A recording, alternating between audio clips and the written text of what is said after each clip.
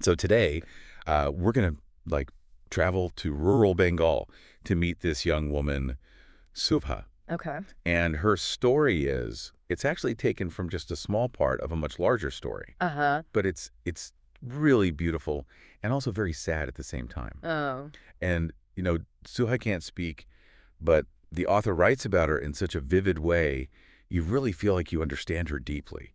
Interesting. So what do you think it's like to experience a world without a voice when you're surrounded by so much sound? Well, it's really fascinating how the author uses Suha's silence, her inability to speak, to explore other forms of communication. Yeah. Even her name, Subhashini, Uh-huh. means the eloquent one. Huh. Which, when you think about it, it's almost ironic, right? It really is. She lives in this world it's full of sounds. Yeah. The village is bustling around her. Her family's always talking, but her own voice is missing. Right. But, the author really makes it a point to draw our attention to Subha's language of the eyes. Yeah. It's like her eyes become this powerful way for her to connect and show emotion and understanding in a way that sometimes words can't quite capture. Absolutely. And it's as if, because of her silence, her other senses, her connection to the world around her, they become even stronger. Like, take, for instance, her relationship with nature, especially the river near her home. Oh, yes. The river definitely seems to be like this source of comfort for her. Yeah. The author even describes it as a garden deity. Right. It's like this living being that Subha confides in. Uh-huh. So what do you think draws Subha to the river so strongly? Well, just imagine for a moment that you feel isolated from the speaking world. Okay. The river, with its constant flow and all its sounds, becomes this constant presence in Subha's life. Yeah. And it's a presence that doesn't judge her, doesn't demand anything from her. It just is. Yeah. And it offers her that sense of belonging, which might be something that she struggles with in the human world. And it's not just the river, is it? There's also her bond with the animals. Oh, absolutely. Especially the two cows, Sarbashi and Penguli. Yes. It's incredible. I mean, they're almost like family to her. You really are. So, thinking about it, animals don't need words to understand each other, Yeah, right? they don't. They communicate through touch and instinct. Right. And through a shared kind of energy, right? Yeah. So for Subha, who faces so much difficulty being understood by people who speak, Right. these animals, they offer her this pure, unconditional love and acceptance. Exactly. It really makes you think about all the different ways that we can connect with each other, doesn't it? It really does. Sometimes words can feel more like a barrier than a way to build a bridge. Yeah, that's true. And, that brings us to Pratap, Okay. this young man who becomes Suha's fishing companion. Uh-huh. He seems to really enjoy her quiet company. Right. But, the question is, can he really see her, understand her, without those words? That is a great question. And it really makes us consider those limits of empathy. Yes. Can someone who experiences the world so differently from us, and communicates so differently, Right. can they truly understand who we are? Yeah. And this question becomes even more important, crucial, when we think about all those social pressures that Subha faces as she gets older. Right. Especially when it comes to marriage. You have to remember the context of rural Bengal at the time. Right. Societal expectations, especially for women, were so deeply ingrained. And so Subha's inability to speak, it's seen as a burden, almost a mark of shame, especially when considering marriage prospects. Right. So it really makes you wonder about the impact of these social pressures on individual lives, doesn't it? Absolutely. And, it's clear that Suha's parents love her a lot, Of course. but they're also very aware of that social stigma that's attached to her silence. Yes. So, how do you think they're navigating this very difficult situation? Well, I think they're caught between this deep love for their daughter and the expectations of their community. Yeah. Sadly, this reflects a broader societal attitude towards disability, doesn't it? Yeah, it does.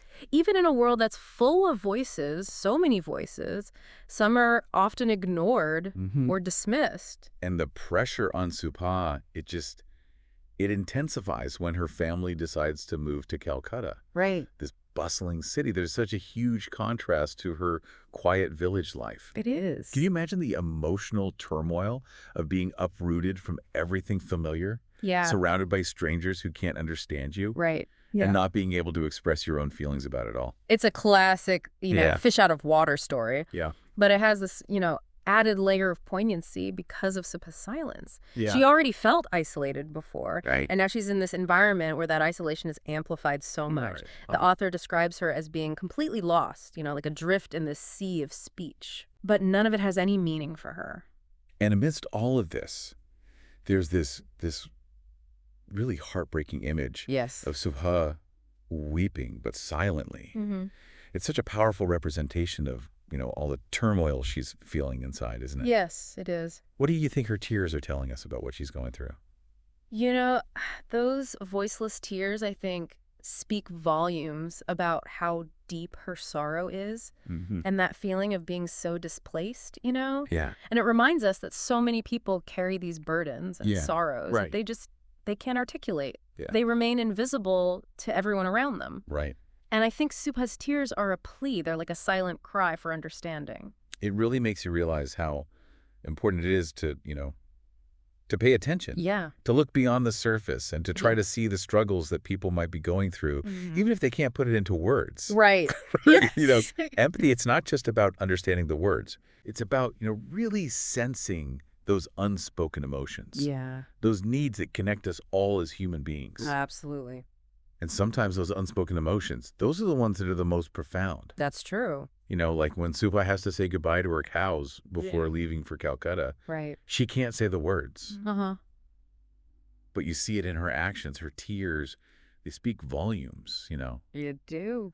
It's really a heart-wrenching scene. Yes, it is. That stays with you. It's a powerful testament to how impactful nonverbal communication can be. Yeah. Sometimes, a touch, a look, a tear. Right. It can convey so much more than words ever could. It goes beyond any language barriers and speaks directly to the heart.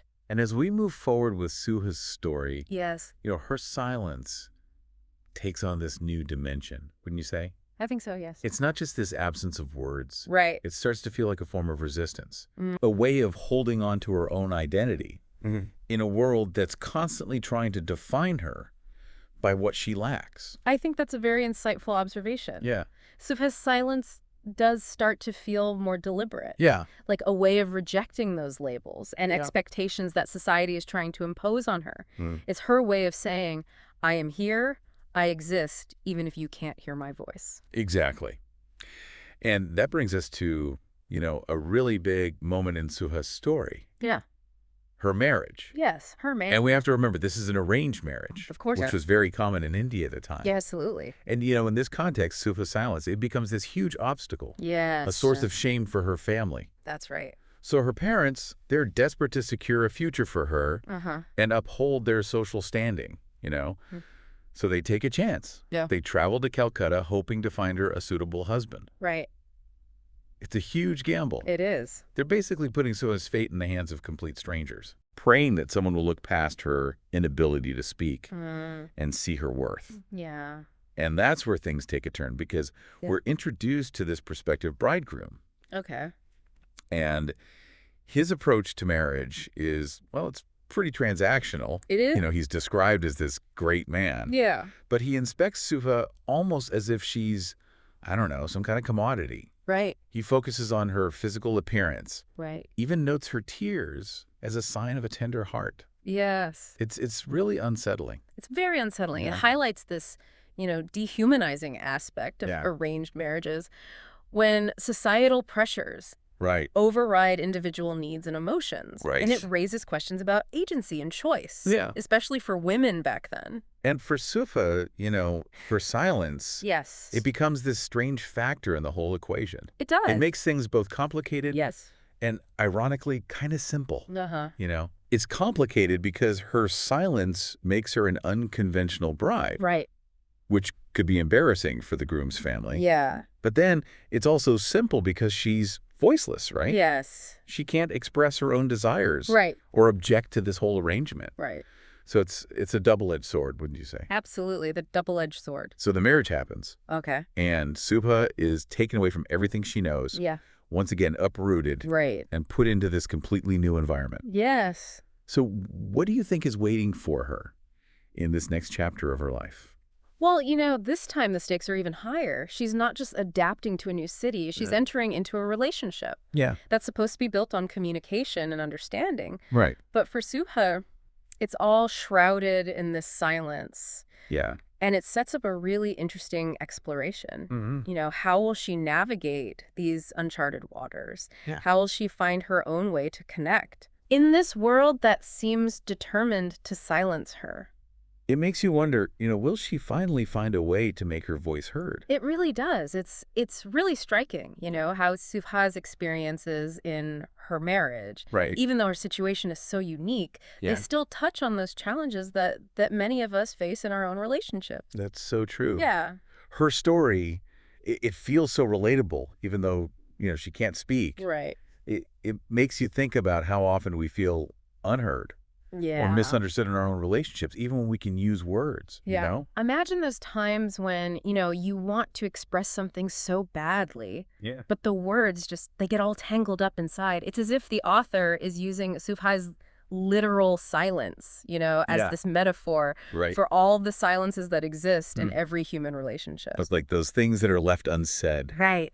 The unspoken expectations, the fears that we hold back. It's like everyone can relate to that feeling of wanting to be seen. Yes. To be truly understood by someone. Even if we don't always know how to, bridge that gap. Right. And for Subha, that longing, it's even more intense. Of course. Because she can't express herself with words. Exactly. She's trapped in this world of sound. Yes. Surrounded by people who can speak. Right. But it seems like no one is really listening to her. And the author, uses that contrast to emphasize the limitations of language. It's true. Wouldn't you say? Yeah, words can be clumsy. Yes. They can be misleading, even deceptive. Absolutely. Sometimes, true understanding yes. requires a much deeper level of empathy, a willingness to listen with our hearts, not just our ears. It's like we need to learn how to listen beyond the words. Pay attention to those, subtle cues. The little things. The unspoken language of emotions. Yeah. And that's where Subha's language of the eyes becomes so important. Exactly. She communicates through her gaze, her expressions, her gestures. Yeah. It's silent. Yes. But it's full of so much depth and meaning. It reminds us that communication, is about so much more than just spoken words. Right. It's about being present, being attentive, Yeah. having the willingness to see beyond just the surface, Right. to look for the meaning Yeah. behind the words, behind the silence. And to recognize that humanity in everyone, Yes. regardless of, their abilities or disabilities, we all have a story to tell. A way of experiencing the world that deserves to be acknowledged. Exactly. And Subha's story, is such a powerful call. It is. For empathy and understanding, for recognizing that inherent value and dignity of every human being. Yeah. It also challenges us to, to rethink our assumptions about silence. Yes, absolutely. I mean, we often think of silence as weakness or passivity or even emptiness. Yeah. But for Subha, her silence becomes it becomes a source of strength. It does. It's her resilience. Yes. Even a form of defiance. Remember that scene where, they're dressing her for her wedding and her mother is trying to make her look presentable, to fit in with those societal expectations of beauty. Right. But Subha, she resists. Yeah. Her tears, they just flow freely. It's as if she's saying, this isn't who I am. Yeah. I won't be molded into someone I'm not. It's such a powerful act of rebellion. It is. A refusal to be silenced. Yes. Or erased. Even without words, she's making her voice heard. That's what makes her character so compelling, Yeah. Despite all the challenges, she never loses sight of herself. She stays true to her own inner world. Even when the world around her is trying to diminish her, or erase her. It's almost as if her silence becomes a shield. It's true. Protecting her from all the noise and chaos of the world. Yeah. Allowing her to, stay connected to her own thoughts and feelings. It's this beautiful paradox. It is. Silence, which we associate with, absence or emptiness. Right. It becomes a space of presence yes. and fullness for Subha.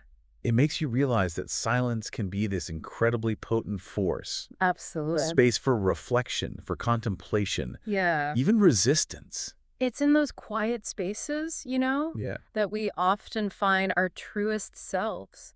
The voices that speak to our souls, the truths that words can never fully express. That's beautifully put. As Subha, navigates this new married life in Calcutta, so far from everything she knew, it makes us wonder how she'll navigate this new terrain. Will she find ways to communicate? Right. To forge those genuine connections. In this world that seems so determined to silence her. The good question. And what can we, as readers, learn from her journey? Right. How can we become more attuned to those silent languages, those unspoken emotions in our own lives? These are questions worth thinking about. They are. Not just for Subha's sake, right, but for our own as well. Because in a world that's constantly bombarding us with noise and information, the ability to really listen, to empathize with people who are different from us, that might be the most valuable skill we can develop. Perhaps in the silence, we might even discover our own authentic voices, the ones that have been waiting to be heard all along. It's interesting you say that because, what I found so striking about Subha is her resilience. Oh, absolutely. Here she is, thrust into a society that doesn't understand her. Right. That sees her silence as a flaw. Yes. And yet she perseveres. She does. She finds solace in nature, or her connection with animals. Right. And creates her own world of meaning and connection. It's extraordinary. It's a powerful reminder. It is. That even when we're facing, really difficult times. When we feel totally alone and unheard, there's this inner strength inside each of us. Yes. We just have to find a way to tap into it. We do. And sometimes, it's in those quiet moments, in the spaces between the words, that we discover that strength, that resilience. That unshakable sense of self. Beautifully said. So, as Subha continues on in her married life in Calcutta, we're left wondering how she'll navigate this new world. Right. But before we delve any further, let's just take a moment to appreciate her story. Yes. It's a story that, urges us to listen more deeply, to see with our hearts, and to recognize that beauty and complexity of human connection. Absolutely. Even when there are no words. It's a reminder that sometimes the most profound truths are whispered in the silence. So we left Subha at this really pivotal point in her life, Yes. Newly married and living in Calcutta. Right. A world away from everything she's ever known. It's a huge change for her. It is. And the truth comes out pretty quickly. Whoa. Within days, everyone knows that Subha is mute. Can you imagine, the weight of that revelation? Oh, I know. Not just for Subha, but for her husband and his whole family. It's almost like this ripple effect, Yeah. The silence that has defined Subha's life. Right. It now starts to, wash over her new family as well. What impact do you think this has on them? Well, we have to keep in mind the social context of that time. Yeah. A dumb wife, as they would have called her back then, was seen as a massive liability, almost a mark of shame on the family. So how does Subha deal with all of this? Right. She's surrounded by people who can't understand her. Yeah. Who can't communicate with her the way she's used to. Exactly. How do you think she navigates this really, really new reality? The author describes her as being completely lost. Yeah. Like she's adrift at sea. Wow. Surrounded by all these words that mean nothing to her. It's like she's surrounded by speech. Yeah. But none of it is directed at her. Right. None of it actually helps her understand her world. Doesn't help her make sense of things. It's truly heartbreaking, isn't it? It is. To be surrounded by so much sound. Yeah. Yet feel so profoundly alone. Absolutely. And Yeah. The text really emphasizes this point that she cries constantly. Right. But silently. Silently. This voiceless weeping. Yes. It becomes this powerful image, this symbol of her inner turmoil. Right. Her sense of being completely isolated. It's as if, her tears are the only language she has left. It's true. The only way she can express how deep her sadness is. Her feeling of displacement. It makes you wonder, doesn't it? It does. About all of the unspoken pain that exists in the world. Mm-hmm. All of those people who suffer in silence, Right. Their voice is unheard. Yeah. Their story is untold. So true. Subha's story really reminds us that empathy, it's not just about listening to words. Right. It's about feeling the emotions, sensing those unspoken needs and struggles that others might be carrying. It's about recognizing that sometimes, wounds run so deep that words just can't express them. That's right.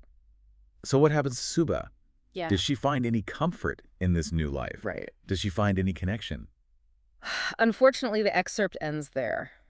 Oh. It leaves us with this really profound sense of sadness and uncertainty. It does. But it also, it makes us think about what might come next. It does. To imagine the possibilities. To imagine the possibilities, right? Yeah. What do you think happens to Subha? Right. Does she find a way to make herself understood? It's an open ending. It is. But it's not a void, Oh, it's high. It's like an invitation to reflect on everything we've learned about communication, empathy, and the resilience of the human spirit. Subha's story, even though it's fictional, it still resonates with these universal truths. Does. That each of us can relate to in some way. I think so, yeah. It reminds us that even when we feel completely alone and unheard, there's still this inner strength that can help us get through. Right. We just need to find it. We do. Suhaya's story encourages us. It does. Listen more deeply. Yes. To see with our hearts and to recognize that beauty and complexity of human connection in all its different forms. And perhaps most importantly, it challenges us to find our own voices. Yes. To express our own truths, even when faced with silence. Even in silence. So as we come to the end of our exploration of Subha's world, I think her story will stay with us for a long time. I think so too. It really raises so many questions about how we connect. How we communicate. Right. And how we find our place in a world that doesn't always understand us. Absolutely. It really does. And maybe, just maybe, it will inspire us to listen a bit more carefully, to speak with a little more kindness, and to never underestimate the power of a silent tear. Beautifully said. I think that's a perfect note to end on.